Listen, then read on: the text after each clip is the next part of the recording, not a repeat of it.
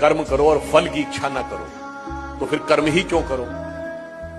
परंतु ये जानते क्यों आता है? जब आपकी छोटी सूक्ष्म दृष्टि होती, हल्की दृष्टि होती, तो आपको लगता है कर्म करने से मुझे कुछ प्राप्त हो। जब विराट दृष्टि होती है तो निष्काम कर्म का भाव स्वतः उत्पन्न हो जाता है। अब मैं आपसे पूछूं कि हम सब यहां बैठे हुए हैं, हम अपने शरीर को एक यूनिट मान लें और इससे माइक्रो लेवल पे बढ़े और फिर मैक्रो लेवल पे बढ़े। माइक्रो लेवल पे आए तो हमारा शरीर भिन्न भिन्न तंत्र से मिलकर बना है। Respiratory system, digestive system, circulatory system.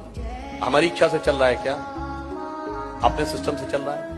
हमारे शरीर के जितने तंत्र भिन्न भिन्न अंगों से बने, हार्ट, लिवर, किडनी, हमारी इच्छा से चल रहे हैं क्या?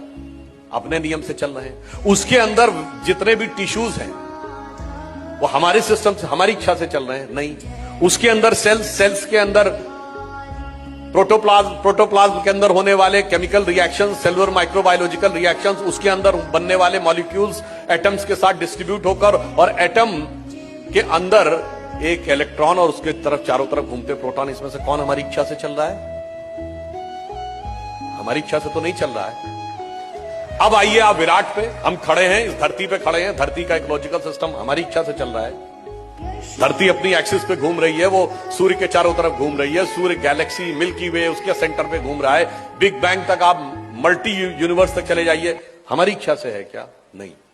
तो इसका अर्थ क्या हुआ? जब संपूर्ण सृष्टि के क्रम में हमारा नियंत्रण परिणाम पर नहीं है, हमारा नियंत्रण केवल कर्तव्य पर है। इसलिए जिस भी स्थान पर जो भी भूमिका ईश्वर ने दी है, यदि आप इस विराट सत्य को समझ पाएंगे तो आपके मन में स्वतः निष्काम कर्म का भाव उत्पन्न हो जाएगा कि मुझे अपना कर्तव्य करना है, बाकी इस विराट सृष्टि क्रम को चलाने वाला ईश्वर स्वतः हमें उसका उपयुक्त फल देगा।